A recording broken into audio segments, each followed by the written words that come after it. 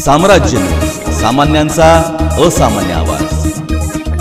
भाजपा संपूर्ण ताकदनिशी सुरेश पाटलाच्या पाठीशी उभी केली आहे। मतभेद दूर करू प्रदेशाध्यक्ष चंद्रशेखर बावनकुळे। येणाऱ्या काळामध्ये भारतीय जनता पार्टीची संपूर्ण ताकद सुरेश पाटील यांच्या पाठीशी उभी केली आहे। मनभेद दूर करू, समाजाच्या शेवटच्या व्यक्तीच्या कल्याणाकरिता आपण सर्वजण एकत्र काम करू। सुरेश पाटलांनी आपल्या जीवनामध्ये काम करत असताना सर्व समाजाला न्याय देण्याचं काम केलं। तुमच्या मनामध्ये मतभेद राहू शकतात, पण तुमच्या मनामध्ये पक्षाबद्दल निष्ठा व प्रेम आहे। पंतप्रधान नरेंद्र मोदींच्या नेतृत्वाखालील सर्वोत्तम भारत निर्माण होत आहे। यासाठी येणाऱ्या काळामध्ये भाजपाची ताकद वाढवण्यासाठी आपण कार्य करावे, यासाठी संपूर्ण भारतीय जनता पार्टी पूर्ण ताकदनिशी आपल्या पाठीशी उभी केली आहे, अशी ग्वाही भाजप प्रदेशाध्यक्ष चंद्रशेखर बावनकुळे यांनी भवानीपेठ येथील भाजपचे ज्येष्ठ नेते तथा माजी सभागृह नेते सुरेश पाटील यांच्या सदाईश्वर निवासस्थानी सदिच्छा भेटीदरम्यान दिली। यावेळी सुरेश पाटलाच्या कार्यकर्त्यांनी फटाक्याची आशातबाजी करत, ढोल ताशाच्या गजरात गुलाबाची पुष्पवृष्टी करत बावनकुळेचे जंगी स्वागत केले। सुरेश पाटलाच्या वतीने यावेळी प्रदेशाध्यक्ष चंद्रशेखर बावनकुळे यांचा धनगर समाजाचे पारंपरिक घोंगडे काठी आणि धनगर फेटा देऊन सन्मानित करण्यात आले।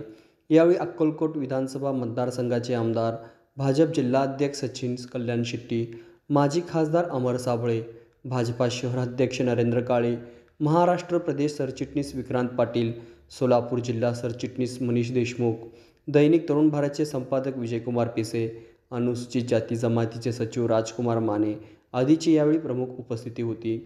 यावेळी सुरेश पाटील मित्र परिवाराच्या वतीने महाराष्ट्र राज्य ओबीसी मोर्चाच्या उपाध्यक्षपदी सुरेश पाटलाची निवड झाल्याबद्दल प्रदेशाध्यक्ष चंद्रशेखर बावनकुळे यांच्या उपस्थित सत्कार करण्यात आला। सदर कार्यक्रम यशस्वी करण्यासाठी युवा नेते बिपिन पाटील, प्रशांत गाडेकर, पवन तंगारे, प्रवीण डोळे, सुरेश मतकल, नवीन गोटुकुलू, यल्लाप्पा कर्ली, अफसर नालवार, कुमार शिरसीकर यांच्यासह सुरेश पाटील मित्रपरिवार आणि भवानीपेठ परिसरातील आबाल वृद्धासह नागरिक मोठ्या संख्येने उपस्थित होते। माजी खासदार लिंगराज वडलाजी यांच्या साक्षीने या ठिकाणी सुरेश पाटील यांनी मला सदिच्छा भेट द्यावी अशी एक विनंती केली होती। मी सुरेश अण्णाला शब्द दिला होता की मी काही झालं तरी चालेल, पण आज मी सुरेश अण्णाचं मन, त्यांचं आग्रह हा टाळणार नाही। मी त्यांना शब्द दिला होता मागच्या 3 महिन्यापूर्वी की सोलापूरला जेव्हा येईल तेव्हा सुरेश अण्णाजी तुमच्या वार्डात तुमच्या घरी मी आल्याशिवाय राहणार नाही। आणि माझ्या सौम्यात भारतीय जनता पार्टीचे नेते आणि आमचे अध्यक्ष माननीय सचिनदादा कल्याण शेट्टीजी,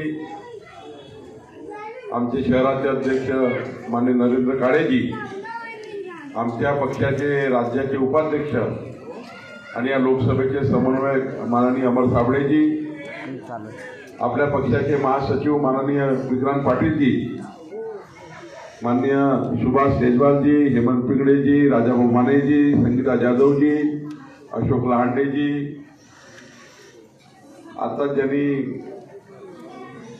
एक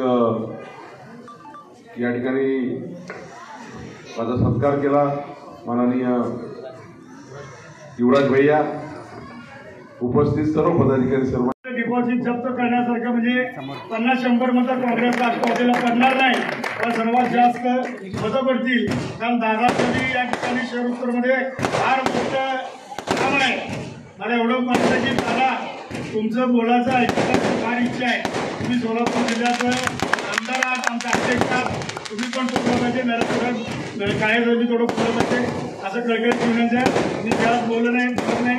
आणि बावनकुळे सर्व या ठिकाणी आज येणारच नव्हते, एवढे कार्यक्रम होते, तरी वेळ जाऊन आमचे जिल्हाध्यक्ष आणि शहराध्यक्षांनी अमर साबळे साहेबांनी त्यांना शिकवले, त्याबद्दल खूप खूप आभार। तुमचा आशीर्वाद प्रेम आमच्या भारतीय जनता पार्टीवर राहावं असं कळकळीची विनंती करतो आणि तो संबोधन जय हिंद, जय भारत।